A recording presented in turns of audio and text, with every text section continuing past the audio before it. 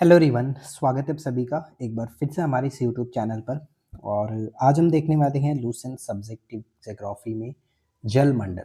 ठीक है, स्थल मंडल हमने कंप्लीट किया जिसमें बहुत सारी चीज़ें हमने देखा, साथ में महाद्वीप आपको सातों कंप्लीट कराए। इसके बाद हम बात करने वाले हैं आज जल मंडल। तो इस वीडियो के साथ एंड तक बने रहिए, इसमें हम एमसीक्यू भी देखेंगे वीडियो के एंड में। तो स्टार्ट करते हैं।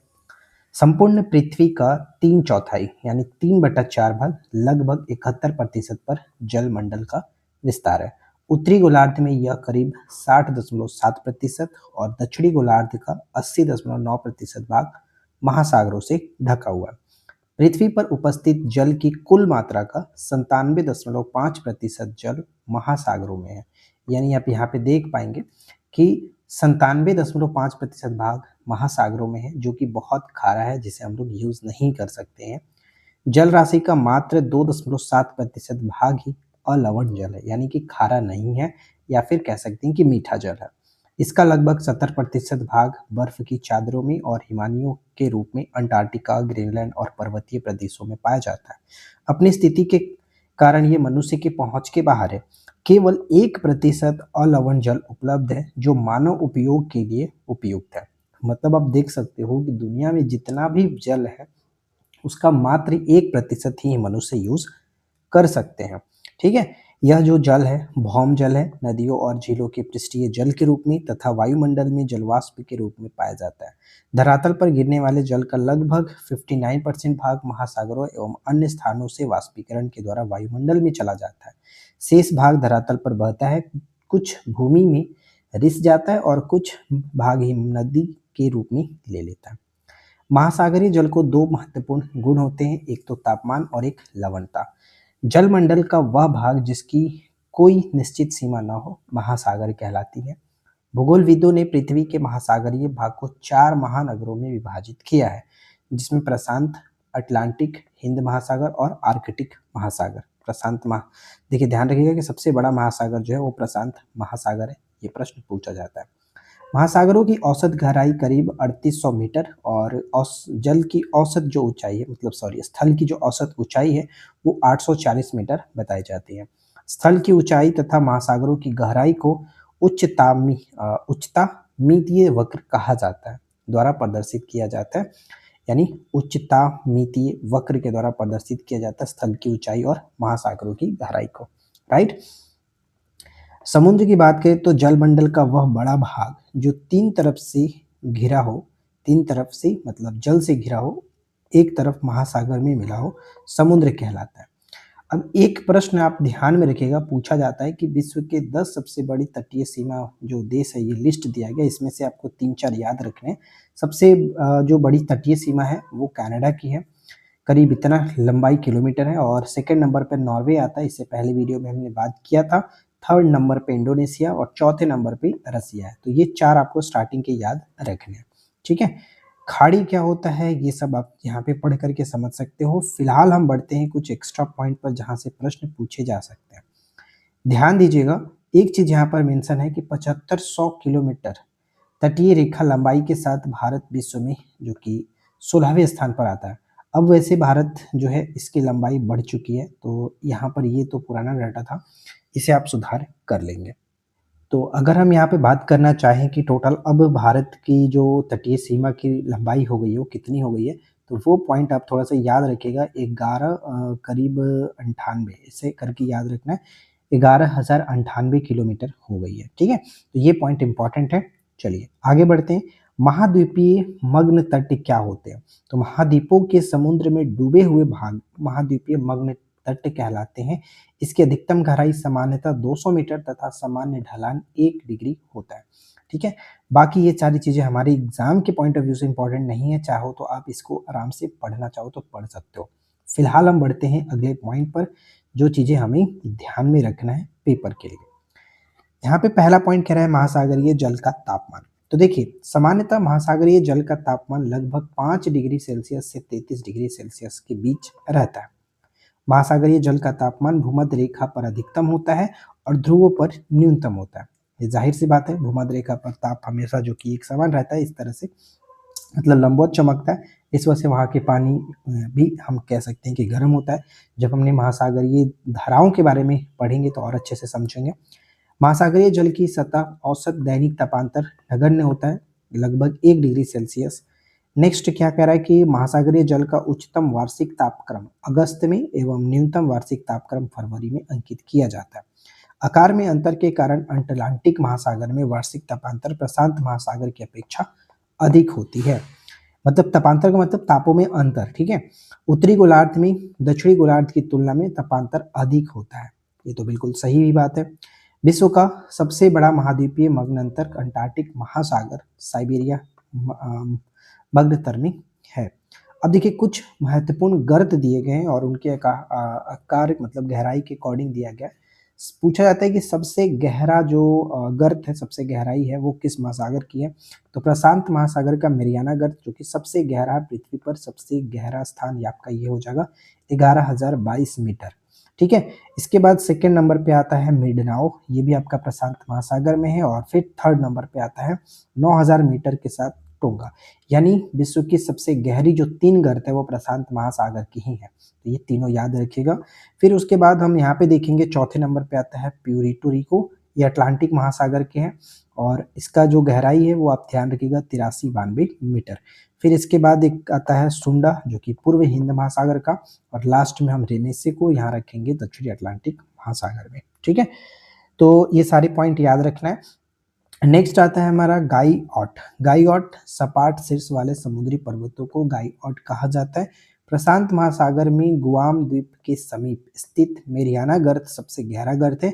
इसकी गहराई 11 किलोमीटर यानी 11,022 मीटर। इस तरह से इसे चैलेंजर गर्त के नाम से भी जाना जाता है, राइट।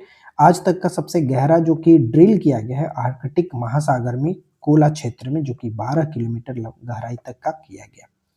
इसके बाद सोल क्या होता है वापिस यहाँ पे पढ़ेंगे। ग्रेट बैरियर रीफ से प्रश्न बनते हैं तो उस पर चर्चा करते हैं। ग्रेट बैरियर रीफ यह ऑस्ट्रेलिया के क्वींसलैंड के समीप संसार के सबसे बड़ी प्रवाल भित्ति है और यह प्रशांत महासागर में स्थित है, ठीक है। विश्व के 10 सबसे बड़े जल क्षेत्रफल वाले देश जैसे कि कनाडा सबसे ज्यादा, रूस फिर सेकंड नंबर पे यूएसए और चौथे नंबर पे अपना भारत आता है जो कि जल क्षेत्रफल रखता है। लवणता क्या है, तो यहाँ पे देखिए कि लवणता को प्रति हजार में व्यक्त करते हैं। समुद्र जल की औसत लवणता लगभग 35 प्रति हजार होती है। 24.7% की लवणता को खारे जल को सीमांकित करने का उच्च सीमा माना जाता है। समान रेखापन वाले स्थानों को मिलाकर खींची गई रेखा को समलवण या फिर आइसोहेलाइन के नाम से जाना जाता है। पेपर में हमेशा इंग्लिश वाला ही टर्म्स देखने को मिलता है, तो हेलाइन आपको याद रखना। अब नेक्स्ट यहाँ पे कह रहा है कि 20 डिग्री से 40 डिग्री उत्तरी अक्षांश और 10 डिग्री से 30 डिग्री दक्षिण अक्षांश के मध्य सबसे अधिक लवणता पाई जाती है। तुर्की का वान झील की लवणता सबसे अधिक 330% है और दूसरा मृत सागर 228%। सबसे अधिक लवणता वाला महासागर जो है वो अटलांटिक महासागर है। लवणता साधारणतः गहराई के साथ बढ़ती है तथा एक स्पष्ट क्षेत्र जिसे हेलोक्लाइन कहा जाता है में यह तीव्रता से बढ़ती है। समुद्री जल की बढ़ती लवणता उसके घनत्व को बढ़ाती है। उच्च लवणता वाले समुद्र जल प्रायः कम लवणता वाले जल के नीचे बैठ जाता है, राइट। यहाँ तक कोई दिक्कत नहीं। अब आगे बढ़ते हैं। नेक्स्ट पॉइंट कह रहा है प्रशांत महासागर के बारे में समझिए। प्रशांत महासागर यह अपने संलग्न समुद्रों के साथ धरातल का 1/3 भाग ढकता है। इसका क्षेत्रफल 16,57,000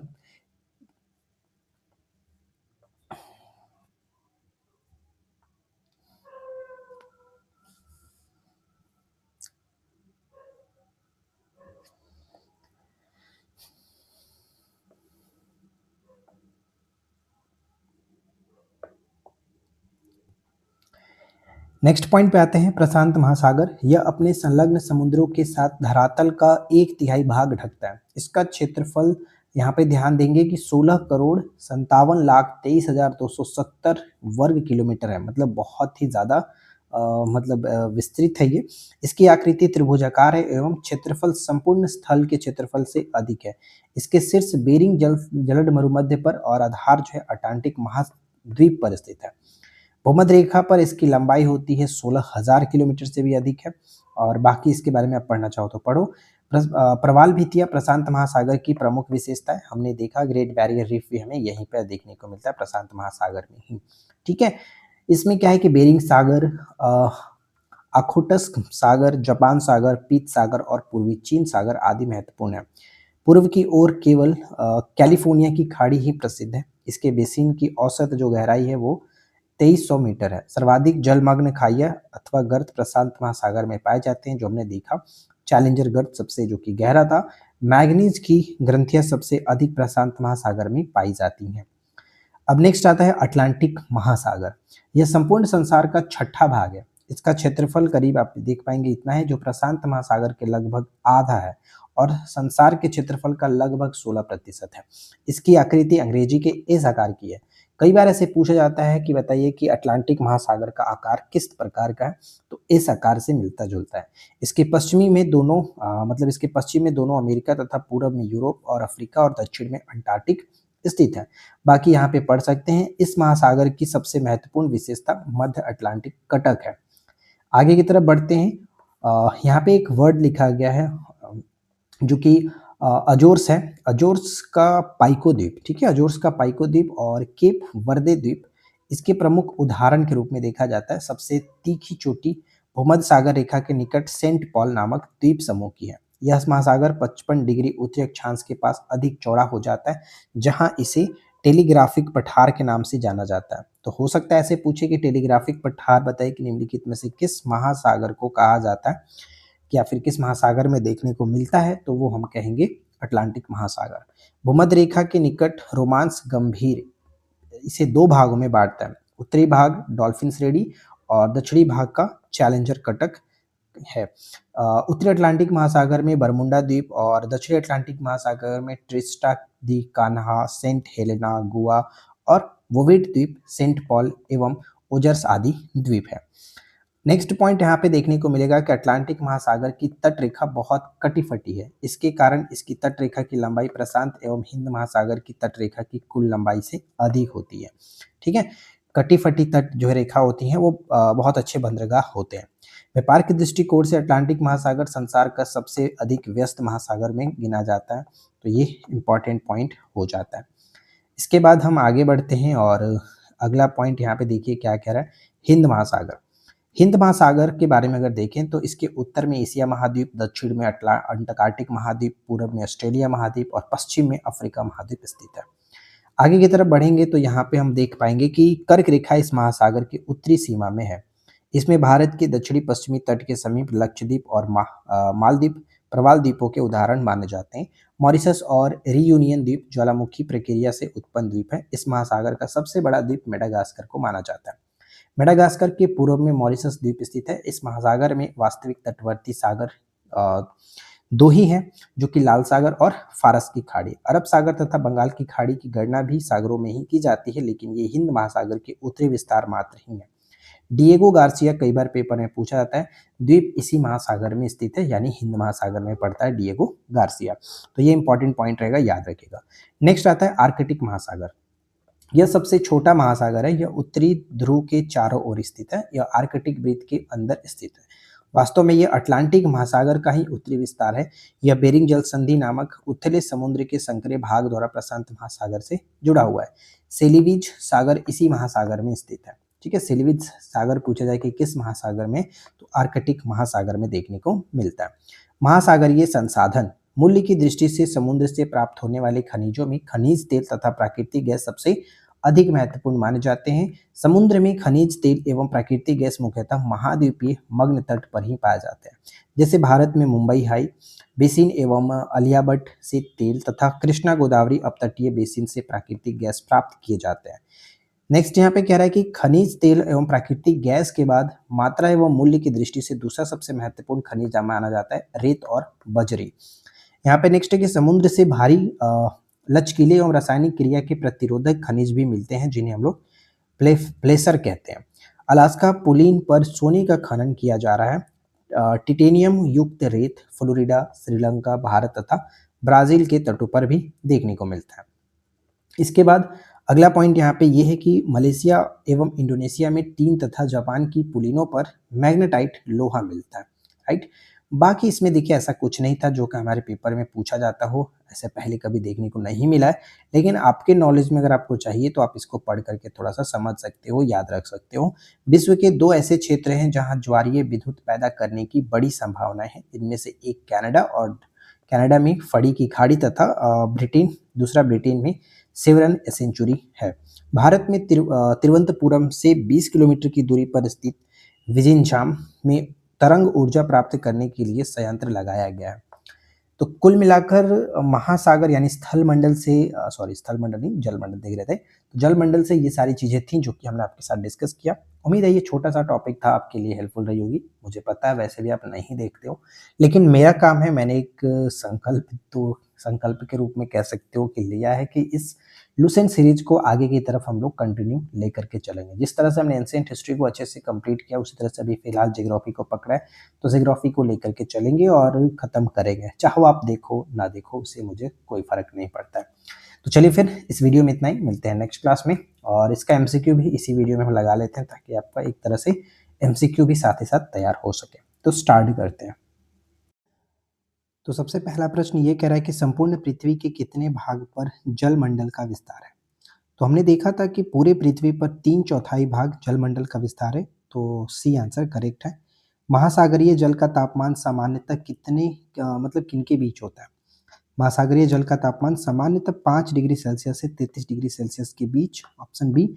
और ये बहुत इंपॉर्टेंट प्रश्न है, याद रखिएगा। महासागरीय जल का तापमान कहाँ पर अधिकतम होता है? महासागरीय जल का तापमान भूमध्य रेखा पर अधिकतम और ध्रुवों पर कम होता है। महासागरीय जल का उच्चतम वार्षिक तापमान किस महीने में अंकित किया जाता है? तो उच्चतम वार्षिक तापमान जो होता है वो अगस्त महीने में देखने को मिलता है। पृथ्वी पर उपस्थित कुल जल की मात्रा का कितना प्रतिशत जल महासागरों में स्थित है? महासागरों में खारे पानी के रूप में 97.5%। नेक्स्ट आता है कि समुद्र जल की औसत लवणता कितनी होती है? औसत लवणता तो पहले ही प्रति हजार में मापा जाता है, यहाँ पर करेक्ट आंसर बनेगा 35 प्रति हजार। विश्व की सबसे बड़ी प्रवाल भित्ति ग्रेट बैरियर रीफ कहाँ स्थित है? तो ग्रेट बैरियर रीफ पड़ता है क्वींसलैंड के समीप, ठीक है, क्वींसलैंड के समीप। तुर्की की वान झील की लवणता कितनी है? सबसे ज्यादा है तुर्की की वान झील की लवणता 330%, ऑप्शन बी। अटलांटिक महासागर के बारे में असत्य कथन हमें चुनना है। असत्य कथन बताना है तो पहला पॉइंट यहाँ पे कह रहा है कि संपूर्ण संसार का छठा भाग है, इसकी आकृति अंग्रेजी के इस आकार की है, ये भी सही है। यह व्यापार की दृष्टि से सबसे व्यस्त महासागर के रूप में माना जाता है और प्रशांत महासागर की तुलना में इसका क्षेत्रफल अधिक है। जी नहीं, इसका क्षेत्रफल प्रशांत महासागर के करीब आधा माना जाता है, तो डी यहाँ पे करेक्ट होगा, जो कि गलत है। अगला है कि समुद्री जल की बढ़ती लवणता उसके किस गुण को बढ़ाती है? तो समुद्री जल की जो लवणता अगर बढ़ेगा तो लवणता उसकी घनत्व को बढ़ाती है, ऑप्शन बी। नेक्स्ट आता है कि अटलांटिक महासागर का क्षेत्रफल प्रशांत महासागर का लगभग कितना है? तो करीब आधा है, ठीक है, आधा है। नेक्स्ट है कि अटलांटिक महासागर की सबसे तीखी चोटी भूमध्य रेखा के निकट किस नाम से जानी जाती है? तो इसका नाम है सेंट पॉल, ठीक है, सेंट पॉल, ऑप्शन सी। हिंद महासागर का सबसे बड़ा द्वीप कौन सा है? हिंद महासागर का सबसे बड़ा द्वीप मेडागास्कर को माना जाता है। मलबे के रूप में समुद्र से प्राप्त होने वाले खनिज को क्या नाम दिया जाता है? मलबे के रूप में समुद्र से प्राप्त होने वाले खनिज को एक नाम दिया जाता है फ्लेस्फर, ठीक है, फ्लेस्फर यहाँ पर कह सकते हैं। अलास्का के तट पर किस खनिज का खनन किया जा रहा है? सोना, ठीक है, सोना। नेक्स्ट आता है कि टाइटेनियम युक्त रेत कहाँ के तटों पर मिलते हैं? तो ये कह सकते हैं फ्लोरिडा, श्रीलंका, भारत, उपरोक्त सभी करेक्ट होगा। मलेशिया और इंडोनेशिया में कौन सा खनिज प्रमुखता से मिलता है? मलेशिया और इंडोनेशिया में कौन सा खनिज? तो टीन यहाँ पे करेक्ट बनेगा, सी, ऑप्शन बी होगा टीन, ठीक है। भारत में तरंग ऊर्जा संयंत्र कहाँ लगाया जा रहा है? भारत में तरंग ऊर्जा संयंत्र जो है वो कहाँ लगाया जा रहा है? तो ऑप्शन बी, विजिंजाम में लगाया जा रहा है, तो बी बिल्कुल सही आंसर बन जाता है। महासागरीय जल के दो महत्वपूर्ण गुण कौन से हैं? महासागरीय जल के दो महत्वपूर्ण गुण जो है वो कौन से हैं? तापमान एवं लवणता, ठीक है, तापमान एवं लवणता। एल नीनो घटना का संबंध किस महासागर से है? एल नीनो घटना का संबंध किस महासागर से है? तो ऑप्शन सी, प्रशांत महासागर, ठीक है, प्रशांत महासागर, ऑप्शन सी। अगला है कि मेरियाना गर्त की गहराई कितनी है। मेरियाना गर्त की गहराई जो है वो कितनी है, तो ऑप्शन बी यहाँ पे बिल्कुल सही आंसर बनेगा, 11,022 मीटर, राइट, 11,022 मीटर। समुद्र में खनिज तेल और गैस महासागरीय नितल के किस भाग में पाए जाते हैं। समुद्र में खनिज तेल और गैस महासागरीय नितल के किस भाग में पाए जाते हैं। Right answer will be option C, महाद्वीपीय मग्न तट में, ठीक है, महाद्वीपीय मग्न तट में। लवणता को सामान्यतः किसमें व्यक्त किया जाता है। लवणता को सामान्यतः हम यहाँ पे कह सकते हैं प्रति हजार में व्यक्त किया जाता है। ऑप्शन बी बिल्कुल सही आंसर बनेगा। टेलीग्राफिक पठार कहाँ स्थित है। टेलीग्राफिक पठार कहाँ स्थित है, तो ऑप्शन ए होगा उत्तरी अटलांटिक महासागर में, उत्तरी अटलांटिक महासागर में, ऑप्शन ए। तो कुल मिलाकर यहाँ पर हमने जलमंडल को अच्छे से कंप्लीट किया। उम्मीद है हेल्पफुल रहा होगा। पसंद आया हो तो लाइक ज़रूर कर दीजिएगा। चलिए मिलते हैं नेक्स्ट वीडियो में। Thanks for watching, keep learning, have a good day.